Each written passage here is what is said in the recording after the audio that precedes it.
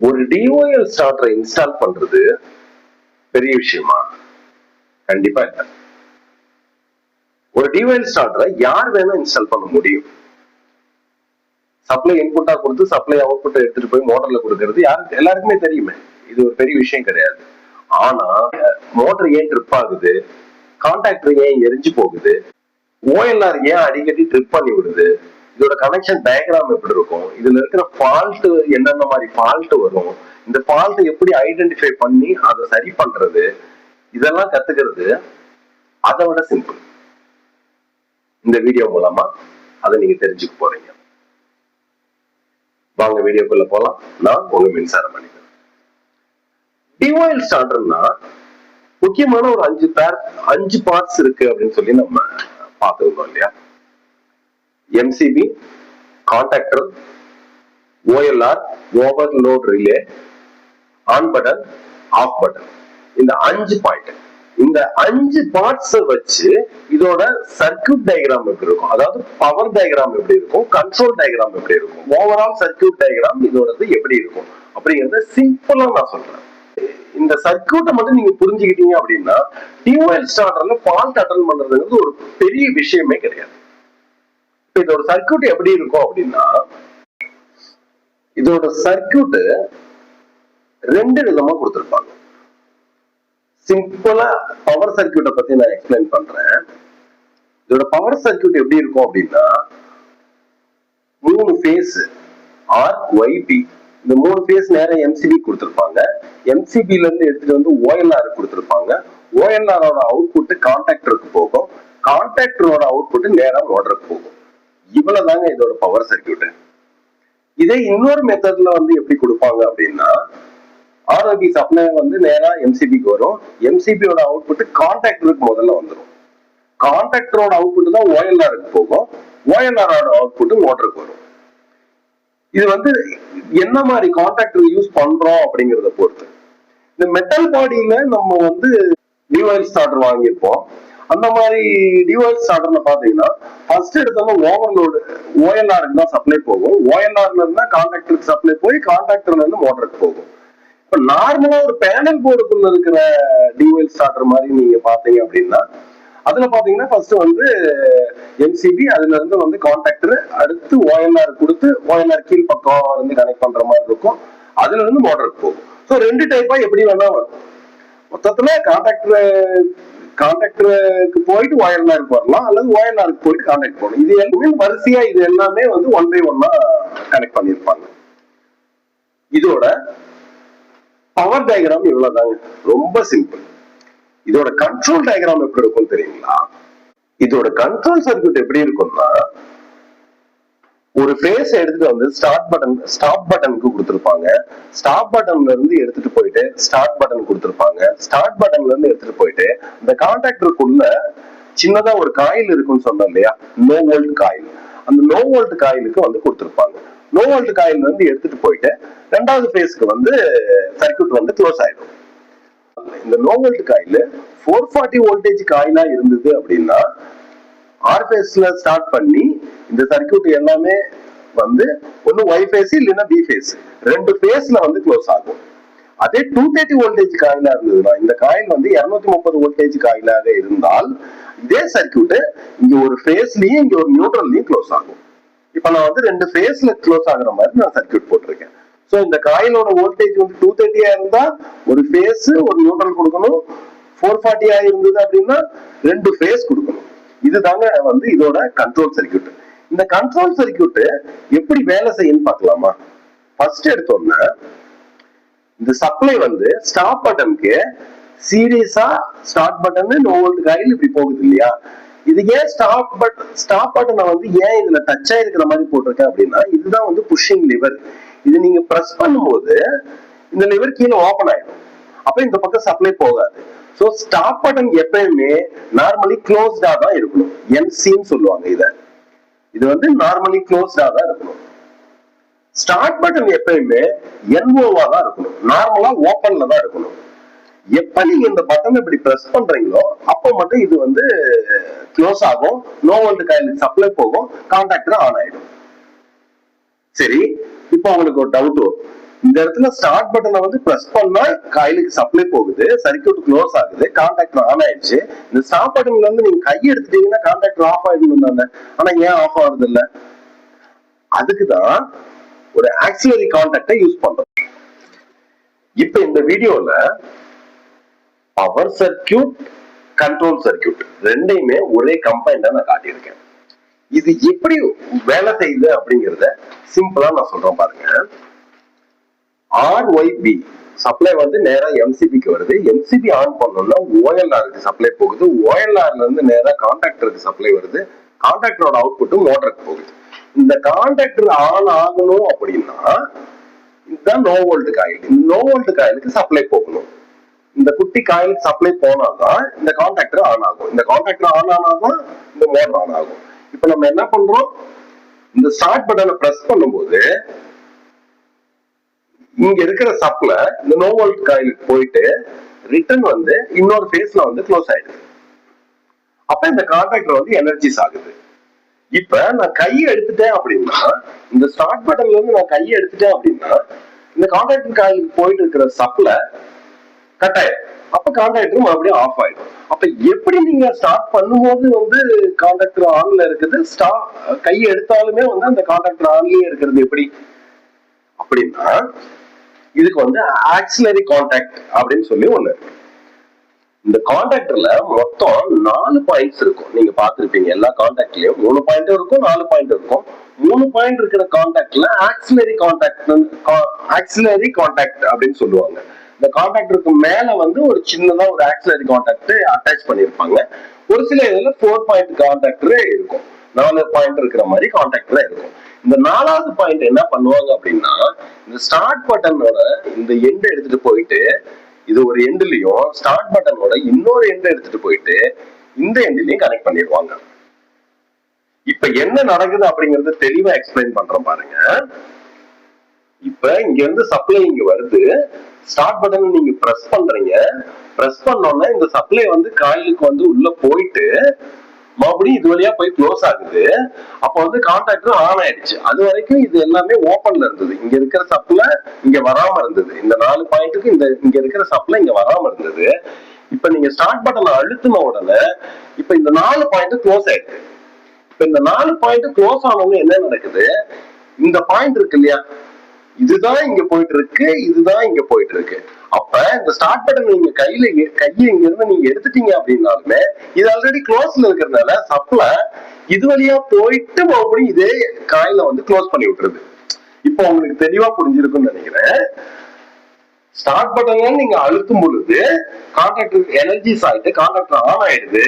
இந்த கடைசியா இருக்கிற அந்த ஆக்சிலரி கான்டாக்டர்ல இந்த ஸ்டார்ட் பட்டனோட பேரலல் கனெக்ஷன் எடுத்துட்டு போய் நம்ம கொடுக்கும் போது இப்ப கான்டாக்டர் ஆன்ல இருக்கு. அப்ப இதுவும் கனெக்ஷன்ல இருக்கு. அப்ப இங்க இருக்கிற சப்ளை இது நீங்க கையை எடுத்துட்டீங்க அப்படின்னாலும் இது வழியா போய் இது வழியா ரிட்டர்ன் வந்து நோ வோல்ட் காயிலுக்கு போயிட்டு சர்க்யூட்டை க்ளோஸ் பண்ணுது. அப்ப நீங்க ஸ்டார்ட் பட்டன்ல இருந்து கையை எடுத்தாலுமே இந்த கான்டாக்டர் ஆன்லயே இருக்கும். இப்ப எப்படி இது ஸ்டாப் ஆகும்? ஸ்டாப் பட்டன் எப்பயுமே சர்க்யூட்டுக்கு சீரியஸ்ல தான் கனெக்ட் பண்ணிருப்பாங்க. இது எப்பயுமே NCல தான் இருக்கும்னு சொன்னேன். இது எப்பயுமே NOல இருக்கும். இப்ப இது எப்பயுமே NCல இருக்கும்போது இங்க இருக்கிற சப்ளை இங்க எப்பயுமே போயிட்டே தான் இருக்கும். நீங்க எப்ப இந்த பிரஸ் பட்டன்ல பிரஸ் பண்ணி ஆஃப் பட்டன்ல அழுத்துறீங்களோ அப்ப இந்த இடத்துலயே சப்ளை கட் ஆயிடுது. இங்க சப்ளை கட் ஆனோட இந்த கான்டாக்டரும் ரிலீஸ் ஆயிடுது. இந்த நோ வோல்ட் காயிலுக்கு போற சப்ளை கட் ஆயிடுது. இந்த கான்டாக்டரும் ரிலீஸ் ஆயிடுது. சோ இந்த கான்டாக்டர் வந்து மறுபடியும் எனர்ஜிஸ் ஆகாது. இதே சேம் மறுபடியும் நீங்க ஸ்டாப் பட்டன்ல இருந்து கையை எடுத்தோம்னா மறுபடியும் NCக்கு வந்துடும். ஆனா நீங்க எப்ப ஸ்டாப் பட்டனை பிரஸ் பண்றீங்களோ அப்பதான் வந்து மறுபடியும் கான்டாக்டர் எனர்ஜிஸ் ஆகும். இதுல உங்களுக்கு எந்த டவுட் இருக்காதுன்னு நினைக்கிறேன். சோ இது பவர் சர்க்யூட், இது கண்ட்ரோல் சர்க்யூட். ஓகே, இப்ப மோட்டர் வந்து ஆன் ஆகல. இப்ப ஃபால்ட் எப்படி ஐடென்டிஃபை பண்றதுன்னு பாக்கலாம். இப்ப நீங்க போய் பிரஸ் பட்டன் ஸ்டார்ட் பட்டன் அழுத்துறீங்க, ஆனா மோட்டர் ஆன் ஆகல. அப்ப என்ன பிரச்சனையா இருக்கும்? ஸ்டார்ட் பட்டன் அமுத்தி மோட்டர் ஆன் ஆகலன்னா என்ன பிரச்சனையா இருக்கும்? ஃபர்ஸ்ட் எடுத்தோம்னா ஸ்டார்ட் பட்டன் நல்லா இருக்கான்னு செக் பண்ணுங்க. ஸ்டார்ட் பட்டனுக்கு சப்ளை வருதான்னு பாருங்க. ஸ்டார்ட் பட்டனுக்கு சப்ளை வருது. ஸ்டார்ட் பட்டன் ஃபெயிலியர் ஆயிருந்தது அப்படின்னா இங்க வர சப்ளை இந்த பக்கம் வராம இருக்கும். அப்ப சர்க்யூட் க்ளோஸ் ஆகாது, மோட்டர் ஆன் ஆகாது. அப்ப ஃபர்ஸ்ட் பாயிண்ட் ஸ்டார்ட் பட்டனை செக் பண்ணுங்க. ரெண்டாவது பாயிண்ட், ஸ்டார்ட் பட்டன் செக் பண்ணுங்க. ஸ்டார்ட் பட்டனுக்கு சப்ளை போகுது, நீங்க பிரஸ் பண்ணும் போது இந்த ஸ்டார்ட் பட்டன் ஆன் ஆகி இந்த பக்கம் லோ வோல்ட் காயிலுக்கு சப்ளை போகணும். இப்ப ஸ்டார்ட் பட்டன்ல ஏதோ ப்ராப்ளம் இருந்து ஸ்டார்ட் பட்டன் சரியா க்ளோஸ் ஆகல அப்படின்னாலும் காயில் வந்து எனர்ஜிஸ் ஆகாது. அப்ப நீங்க ஸ்டார்ட் பட்டனையும் செக் பண்ணுங்க. அடுத்து இதுவும் நல்லா இருக்கு இதுவும் நல்லா இருக்கு அப்படின்னா இதை பிரஸ் பண்ணும் போது இந்த லோ வோல்ட் காயிலுக்கு சப்ளை வருதான்னு பாருங்க. மல்டிமீட்டர் வச்சு இந்த லோ வோல்ட் காயிலுக்கு கரெக்டான சப்ளை வருதான்னு பாருங்க. இதை பிரஸ், இதுவும் நல்லா இருக்கு இதுவும் நல்லா இருக்கு, நீங்க பிரஸ் பண்ணும்போது லோ வோல்ட் காயிலுக்கு சப்ளையும் போகுது. கரெக்டா 230 வோல்டேஜ்னா 230 வோல்டேஜ் சப்ளை வருது, இல்ல 440 வோல்டேஜ்னா 440 வோல்டேஜ் சப்ளை வருது. அப்பயும் வந்து கான்டாக்ட் ஆன் ஆகல அப்படின்னா என்னவா இருக்கும்? இந்த வயரிங்ல ஏதாவது மிஸ்டேக் இருக்கா, லூஸ் கனெக்ஷன் இருக்கான்னு பாருங்க. எல்லாத்தையும் வயரிங்க டைட் பண்ணிருங்க. அப்பயும் ஆன் ஆகல அப்படின்னா சப்ளை வந்தும் இது வந்து ஆன் ஆகல அப்படின்னா இந்த லோ வோல்ட் காயில் தான் ப்ராப்ளம் ஃபைண்ட் அவுட் பண்ணிடலாம். சோ இந்த கண்ட்ரோல் டயக்ராம்ல மோட்டர் ஆன் ஆகல அப்படின்னா கண்ட்ரோல் டயக்ராம்ல இதெல்லாம் செக் பண்ணணும். சரி, இப்ப கான்டாக்ட்ல ஆனும் ஆயிடுச்சு, ஆனா மோட்டர் ஓடல. அப்ப என்ன பிரச்சனையா இருக்கலாம்? இப்ப பவர் சர்க்யூட்ல நம்ம என்னென்ன செக் பண்ண முடியும்? பவர் சர்க்யூட்ல எம்சிபி நல்லா இருக்கான்னு பாருங்க, சப்ளை வந்திருக்கான்னு பாருங்க. சப்ளை வரலைன்னா கான்டாக்ட்ல ஆன் ஆகாது. ஓவர்லோட் ரிலே ட்ரிப் ஆயிருக்குதான்னு பாருங்க. ஓவர்லோட் ரிலேல ஒரு ட்ரிப்பிங் பட்டன் ஒண்ணு இருக்கும், அதை போய் பிரஸ் பண்ணீங்க அப்படின்னா ரீசெட் ஆயிடும். அது ரீசெட் ஆயிடுச்சுன்னா அதுக்கப்புறம் வந்து மறுபடியும் நம்ம வந்து கான்டாக்டருக்கு போற கண்ட்ரோல் சர்க்யூட் ஆன் பண்ணாலுமே கான்டாக்டர் ஆன் ஆயிடும். பவர் சர்க்யூட்ல இங்க இருக்கிற சப்ளை எம்சிபில பிரச்சனை இருந்தாலும் எம்சிபியோட அவுட்புட்ல வராது. அடுத்து ஓவர்லோடு ரிலே செக் பண்றீங்க, ஓவர்லோடு ரிலே ட்ரிப் ஆயிருந்தாலும் நமக்கு வந்து அவுட்புட் கான்டாக்டருக்கு இன்புட் போகாது. கான்டாக்டர் இன்புட் சரியா போயிருக்குது அப்படின்னா ஓகே, கான்டாக்டர் ஆன் ஆச்சுன்னா இங்க இருக்கிற சப்ளை இங்க வந்துடும். இவ்வளவுதான். இதுதான் இதோட ஆபரேஷன் டீடைல்னு பாத்தீங்கன்னா இவ்வளவுதாங்க. சரி, இதுல அடிக்கடி வந்து ஓவர்லோடு ட்ரிப் ஆகிட்டே இருக்குதுன்னு வச்சுக்கோங்க. இந்த ஓவர்லோடு அடிக்கடி ட்ரிப் ஆகிட்டே இருக்கு, என்ன பிரச்சனையா இருக்கும்? ஓவர்லோடு அடிக்கடி ட்ரிப் ஆகிட்டே இருக்குதுன்னா இந்த ஓவர்லோடு செட்டிங் சரியா இருக்கான்னு பார்க்கணும். இப்ப இந்த மோட்டர் வந்து ஒரு 5 ஆம்ஸ் எடுக்குது அப்படின்னா இந்த செட்டிங்ல நீங்க வந்து ஒரு 3 ஆம்ஸ் செட் பண்ணி வச்சிட்டீங்க அப்படின்னா திரும்ப திரும்ப அந்த ஓஎல்ஆர் வந்து ட்ரிப் பண்ணி விட்டுட்டே தான் இருக்கு. அப்ப இந்த மோட்டர் 5 ஆம்ஸ் எடுக்குதுன்னா இந்த இடத்துல வந்து ஒரு 6 அல்லது 7 ஆம்ஸுக்குள்ள வந்து இந்த மோட்டரோட ஓஎல்ஆர் செட்டிங்கை நம்ம செட் பண்ணணும். இதை தாண்டி ஆக்சுவலா கரெக்டான சைஸ் 5 நீங்க செட் பண்ணிடலாம், தப்பு இல்லை. அப்ப இந்த மோட்டர் ஏதாவது ஓவர்லோட் ஆச்சு அப்படின்னா இந்த 5 ஆம்ஸுக்கு மேல போகும்போது அதுக்கு ஓஎல்ஆருக்குள்ள ஒரு பைமெட்டாலிக் ஸ்ட்ரிப் இருக்கும். அந்த பைமெட்டாலிக் ஸ்ட்ரிப் கொஞ்சம் கொஞ்சமா சூடாகி டக்குன்னு சர்க்யூட்டை ஓபன் பண்ணி விட்டுரும். அப்போ ஓபன் பண்ணி விட்டுருச்சுன்னா இது ஓஎல்ஆர் ரீசெட் பண்ணா மட்டும்தான் அப்படின்னு தெரியுது. ஒரு சில ஓஎல்ஆர் ஆட்டோமேட்டிக்கா ரீசெட் ஆயிக்கும், ஆனா ட்ரிப் ஆகிட்டே கிடக்கும். நீங்க எத்தனை முறை ஆன் பண்ணாலும் ஆன் ஆகும், ட்ரிப் ஆகும், ஆன் ஆகும், ட்ரிப் ஆகும். அப்ப ஓஎல்ஆர் செட்டிங் சரியா இருந்தது அப்படின்னா முதல்ல ஓஎல்ஆர் செட்டிங்கை வந்து செக் பண்ணணும். சரி, அதுவும் சரியா இருக்கு, அப்பயும் வந்து ட்ரிப் ஆகிட்டே இருக்குது, ஓஎல்ஆர் ட்ரிப் ஆகிட்டே இருக்குது. அது என்ன காரணமா இருக்கும்? ரெண்டாவது என்ன எடுத்துக்கிட்டீங்கன்னா மோட்டர் ஓவர்லோட் ஆகுறதுக்கு சான்ஸ் இருக்கு. மோட்டர் வந்து ஒரு குறிப்பிட்ட லோடுக்கு மேல எக்ஸஸ் லோடு கொடுத்திருந்தாங்க அப்படின்னா இதோட கரண்ட் அதிகமா எடுக்கும். இது 5 ஆம்ஸ் எடுக்க வேண்டிய கரண்ட் அதிகமான கரண்ட் எடுக்கும். ஸோ மோட்டர் ஓவர்லோட் இருக்குதா அப்படிங்கிறத பார்க்கணும். இப்ப பம்பு இது நீங்க ரன் பண்ணிட்டு இருக்கீங்க, பம்புல ஏதாவது குப்பை கிப்ப அடைச்சு அப்படியே டைட்டா பிடிச்சி இது ஓடிச்சு அப்படின்னா மோட்டர் ஓவர்லோட் இருக்கும். இந்த மோட்டரை பாதுகாக்கிற பொறுப்பு ஓஎல்ஆருக்கு இருக்கு. அதனாலதான் இதோட கரெக்டான ஆம்பியருக்கு மேல எடுத்ததுன்னா ஓஎல்ஆர் ட்ரிப் பண்ணி விட்டுரும், ஆட்டோமேட்டிக்கா இதுக்கு போற சப்ளை கட் பண்ணி விட்டுரும்.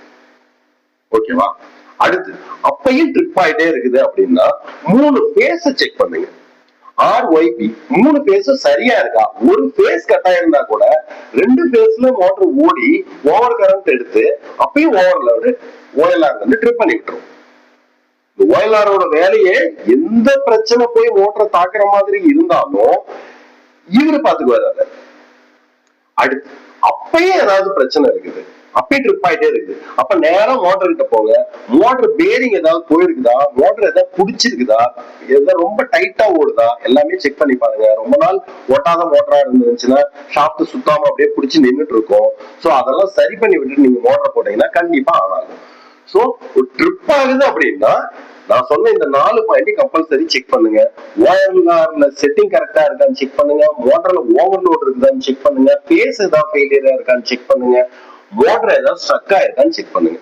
இந்த 4 பாயிண்ட் சரி பண்ணீங்கனாலே மோட்டர் ஆன் ஆயிடும். அடுத்து கான்டாக்டர் அடிக்கடி எரிஞ்சு போயிடுது. இந்த கான்டாக்டர் அடிக்கடி எரிஞ்சு போச்சுன்னா ஏன் அடிக்கடி எரிஞ்சு போகுது? அதுக்கு என்னென்ன மாதிரி பிரச்சனைகள்லாம் இருக்கும்? காயில் சப்ளை, இந்த லோ வோல்ட் காயிலுக்கு போற சப்ளை இருக்கு இல்லையா, ஆர் பேஸ்க்கு ஒய் பேஸ்க்கு இருக்கிற சப்ளை, ஒருவேளை இது சிங்கிள் பேஸ் காயிலா இருந்துச்சுன்னா 230 வோல்டேஜ் பேஸ் நியூட்ரல் போயிட்டு இருக்கும். 440 வோல்டேஜ் காயிலா இருந்துச்சுன்னா 2 பேஸ் போயிட்டு இருக்கும். இப்ப காயிலோட வோல்டேஜ் இது 440 வோல்டேஜ்ல ஆப்ரேட் ஆகிற காயிலா இருந்து, ஆனா இங்க போறது ஒரு 350 வோல்டேஜ் 370 வோல்டேஜ் இந்த மாதிரி லோ வோல்டேஜ் போயிட்டு இருந்துச்சு அப்படின்னா, இந்த காயில் எலக்ட்ரோ மேக்னெட்டிக்கா மாறி இப்படி இழுத்து பிடிக்குது இல்லையா, அப்படி இழுத்து பிடிக்கிற தன்மை ஃபுல்லா இருக்காது, சும்மா லைட்டா இழுத்து பிடிக்கும். அப்ப லைட்டா இழுத்து பிடிக்கும் போது இந்த கான்டாக்டர் பாயிண்ட் அப்படியே ஸ்பார்க் ஆகி ஆன் ஆகிட்டே இருக்கும். அப்ப கூடிய ஸ்பார்க் ஆகி ஆன் ஆகி லூஸ் கனெக்ஷன்லயே ஆன் ஆகி ஓடி இந்த கான்டாக்டர் எரிஞ்சு போறதுக்கான வாய்ப்பு இருக்குது. சோ வோல்டேஜ் லோவா, கான்டாக்டர் எரிஞ்சு போச்சு அப்படின்னா காயிலுக்கு போற வோல்டேஜ் சரியா இருக்கான்னு முதல்ல பாருங்க. வேற என்ன பிரச்சனைகள் வரலாம் அப்படின்னா, கான்டாக்டரோட ரேட்டிங். இப்ப இந்த மோட்டர் வந்து 10 ஆம்ஸ் எடுக்குது. அப்ப இந்த மோட்டர் வந்து 10 ஆம்ஸ் எடுக்குதுன்னா அதுக்கு ஈக்குவலான கான்டாக்டர் தான் இந்த இடத்துல போடணும். நீங்க இந்த இடத்துல போய் ஒரு 6 ஆம்ஸ் கான்டாக்டர் போட முடியாது. அப்படி நீங்க போட்டீங்க அப்படின்னாலும் உள்ளுக்குள்ள இருக்கிற கான்டாக்ட் லிங்க்ஸ் எல்லாமே ஹீட் ஆகி அதுவும் வந்து சீக்கிரத்துல வந்து எரிஞ்சு போயிடும். கொஞ்ச நாளைக்கு ஆன் ஆகும், ஆனா திரும்ப அது சீக்கிரம் எரிஞ்சு போயிடும். அப்ப கான்டாக்டர் எரிஞ்சு போறதுக்கான காரணம் இதுவும் ஒண்ணு. கான்டாக்டரோட ரேட்டிங் வந்து சரியா செலக்ட் பண்ணணும். இன்னொன்னு மூணாவதா ஒரு விஷயம் என்னன்னா, திரும்ப அடிக்கடி ஆன் பண்றது. ஒரு மோட்டரை ஒரு நாளைக்கு 50 டைம் 100 டைம் மாத்தி ஆன் ஆஃப் பண்ணிட்டே இருந்தீங்க அப்படின்னாலுமே கான்டாக்டர் எரிஞ்சு போகும். ஏன்னா இதுக்குள்ள இருக்கிற ஒரு சப்ளையை எப்ப ஒரு லோட கனெக்ட் பண்ணும் போதோ அந்த இடத்துல ஒரு ஸ்பார்க் வரும். திரும்ப இதுக்குள்ள அந்த ஸ்பார்க் வந்துட்டே இருந்தது அப்படின்னா அது அப்படியே ஹீட் ஆகி கான்டாக்டர்ல இருக்க அந்த பாயிண்ட்ஸ் எல்லாமே பர்ன் ஆயிடும், எரிஞ்சு போயிடும். சோ கான்டாக்டர் எரிஞ்சு போறதுக்கு 3 காரணம் தான். ஒண்ணு, காயில்ல லோ வோல்டேஜ் சப்ளை வந்ததுன்னா இந்த கான்டாக்டர் மேக்னடைஸ் ஆகிறது கம்மியா இருக்கும், அதனால போய் டக்குன்னு இழுத்து பிடிக்காம லைட்டா லூஸ் கனெக்ஷன்லயே இழுத்து பிடிச்சிட்டு இருக்கும், அதனால வந்து அது ஹீட் ஆகி பர்ன் ஆகும். ரெண்டாவது, கான்டாக்டரோட ரேட்டிங் சரியானதா இருக்கணும். இது 30 ஆம்ஸ் லோடு எடுக்கிற மோட்டருக்கு 20 ஆம்ஸ் கான்டாக்டர் போட்டக்கூடாது. சரியான ரேட்டிங்ல கான்டாக்டர் செலக்ட் பண்ணும். அப்புறம் திரும்ப ஆன் ஆகிற, அடிக்கடி ஆன் ஆஃப் பண்ற பிரச்சனைகள் இருக்கிற இடத்துல கண்டிப்பா கான்டாக்டர் பர்ன் ஆகும். இது 3 பிரச்சனை. சோ இதுக்கு நம்ம இதை ப்ரொடெக்ட் பண்றதுக்கு என்ன பண்ணலாம் அப்படின்னா, ஒரு ப்ராப்பரான ஒரு ஹை குவாலிட்டி கான்டாக்டர், நல்ல ஒரு கம்பெனி கான்டாக்டரா வாங்கி இந்த இடத்துல போடலாம். அப்புறம் இந்த வயர்ஸ் இதெல்லாமே பாத்தீங்கன்னா கரெக்டான கேபிள் சைஸ் வந்து சூஸ் பண்ணணும். ரொம்ப கம்மியான மெலிசான வயர் இதுல நீங்க போட்டீங்க அப்படின்னா வயரோட சூடு இந்த எட்ஜ்ல எரிஞ்சு போய் கான்டாக்டர் சீக்கிரத்துல வந்து அடிக்கடி பர்ன் ஆகிறதுக்கு வாய்ப்பு இருக்கு. சரி, ஓகே. இதுல ஓகே, இப்ப ப்ராப்ளம் என்னென்ன ப்ராப்ளம் வரும் அப்படிங்கறத நம்ம பார்த்தோம். இப்ப இதுல மெயின்டெனன்ஸ் அப்படின்னா என்னென்ன பண்ணலாம்?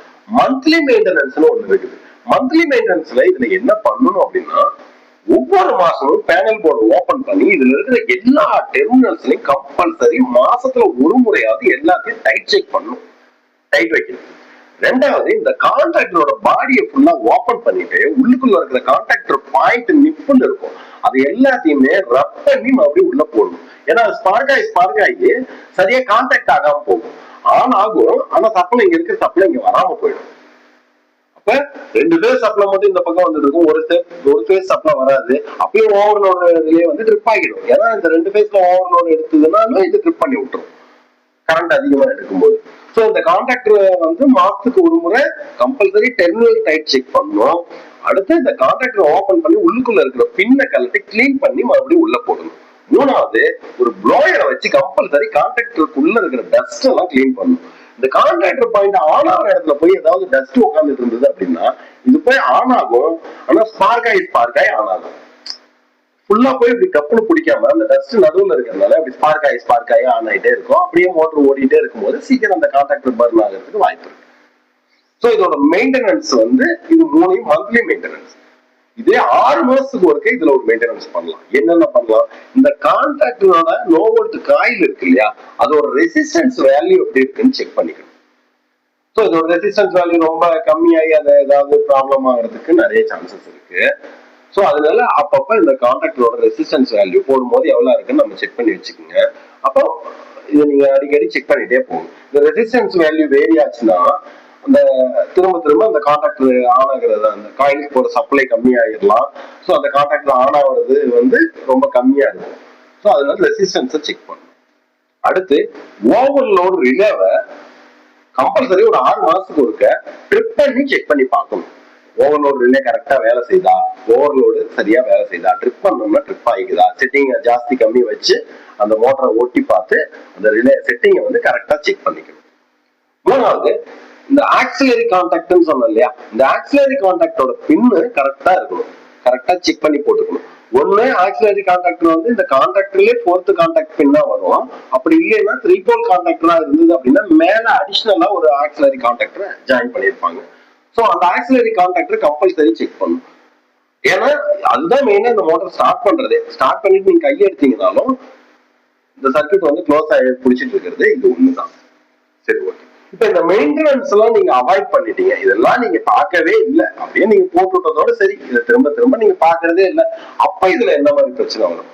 மோட்டர் டேமேஜ் ஆகிறதுக்கு வாய்ப்பு இருக்கு. ஏன்னா கான்டாக்டர் வந்து கிளீன் பண்ணல, சப்ளை வந்து சரியா போகல. அப்போ மோட்டருக்கு போற வோல்டேஜ் கொஞ்சம் ஒரு லோ வோல்டேஜா போறதுக்கு வாய்ப்பு இருக்கு. ஸோ அப்போ மோட்டர் வந்து டேமேஜ் ஆகும். ப்ரொடக்ஷன், ஏதோ ஒரு கம்பெனில வந்து இது நீங்க சரியா மெயின்டெனன்ஸ் பண்ணாம விட்டீங்கன்னா ஒரு எமர்ஜென்சி டைம்ல இந்த கான்ட்ராக்டர் வந்து பழி எடுத்துருச்சு அப்படின்னா ப்ரொடக்ஷன் பாதிக்கும். மூணாவது, ஆக்சிடென்ட் ரிஸ்க் சான்ஸ் இருக்கு. ஆக்சிடென்ட் ரிஸ்க் எந்த மாதிரி இருக்கு அப்படின்னா, இதுக்குள்ள சரியா டஸ்ட் எல்லாம் கிளீன் பண்ணாம விட்டு அது சரியா இப்படி ஸ்பார்க் ஆகி ஆன் ஆகி கான்ட்ராக்டர் பர்ன் ஆகி ஒயர் எல்லாமே டேமேஜ் ஆகி ஷார்ட் சர்க்யூட் ஆகிறதுக்கு கூட வாய்ப்பு இருக்கு. ஸோ இது எல்லாமே இது நீங்க அவாய்ட் பண்ணவே கூடாது. இதை அவாய்ட் பண்ணா இந்த மாதிரி பிரச்சனைகள்லாம் வரும். சரி, இதுல சேஃப்டி டிப்ஸ் அப்படின்னு எடுத்துக்கலாம். அப்ப லைவ்ல வேலை செய்யக்கூடாது. எடுத்தோம்னா முதல்ல பவர் ஆஃப் பண்ணிடுங்க. லைவ்ல எப்பயுமே வேலை செய்யாதீங்க. கம்பல்சரி ஸ்லிப்பர் அல்லது சேஃப்டி ஷூ கம்பல்சரி போட்டுட்டு நீங்க வேலை செய்யுங்க. மூணாவது, பேனலை ஓப்பன்லயே வச்சு பழகாதீங்க. பேனலை வந்து எப்பயுமே க்ளோஸ்லயே வச்சிருக்கணும். ஓப்பன்ல வச்சிருந்தீங்கன்னா ஒரு எலி உள்ள போறதுக்கு வாய்ப்பு இருக்கு. ஒரு கரப்பாம்பூச்சி அது இருந்து ஏதோ ஒன்று உள்ள போய் ஷார்ட் ஆகி மறுபடியும் அது ஆக்சிடென்ட் ஆகிறதுக்கு நிறைய சான்ஸ் இருக்கு. ஸோ இப்ப இந்த வீடியோல கிளியரா நம்ம இந்த மோட்டரு, இதோட பவர் சர்க்யூட், இதோட கண்ட்ரோல் சர்க்யூட், மோட்டர் ஆன் ஆகலைன்னா என்ன பண்றது, அதுக்கு எதை செக் பண்ணணும், இந்த ஸ்டார்ட் பட்டனை அமுத்தி பிடிச்சிட்டு கையை எடுத்துட்டோம்னா கான்ட்ராக்டர் காயிலுக்கு நோ வோல்ட் காயிலுக்கு போற சப்ளை கட் ஆயிடணுமே, ஆனா ஏன் கட் ஆகாம இருக்குது அப்படிங்கிற டெக்னிக்கல் டீடைல்ஸ். அப்புறம் பவர் சர்க்யூட்ல ஏதாவது பிரச்சனை இருக்கா, இதுல அடிக்கடி ஏன் மோட்டர் ட்ரிப் ஆகுது, கான்ட்ராக்டரோட காயில் ஏன் பர்ன் ஆகுது, இதை எப்படி மந்த்லி மெயின்டெனன்ஸ் பண்ணணும், எப்படி 6 மந்த் மெயின்டெனன்ஸ் பண்ணணும், ஏன் இதோட மெயின்டெனன்ஸ் அவாய்ட் பண்ணக்கூடாது, இதோட சேஃப்டி டிப்ஸ் என்ன, இத்தனையும் இன்னைக்கு நம்ம தெளிவா பார்த்திருக்கோம். இதை நம்ம ஃபுல்லா தெளிவா பார்த்தும் உங்களுக்கு ஏதாவது டவுட் இருந்ததுன்னா கண்டிப்பா கமெண்ட்ல கேளுங்க. நான் உங்களுக்கு தெளிவா எக்ஸ்பிளைன் பண்றேன். இந்த வீடியோ பார்த்து முடிக்கும் போது நீங்க ஒரு ஓவர்லோடு ஒரு டிஓஎல் ஸ்டார்டர்ல ஒரு பெரிய எக்ஸ்பர்ட்டா மாறி இருப்பீங்கன்னு நான் நம்புறேன். இதுல வேற ஏதாவது டவுட் இருந்தாலோ இல்ல வேற இதை பத்தி ஏதாவது நீங்க தெரிஞ்சுக்கணும்னு நினைச்சாலோ கமெண்ட்ல போடுங்க. அடுத்த வீடியோல இதை பத்தி நான் டீப்பா இன்னும் எக்ஸ்பிளைன் பண்றேன். நான் ஒரு மின்சார மனிதன்.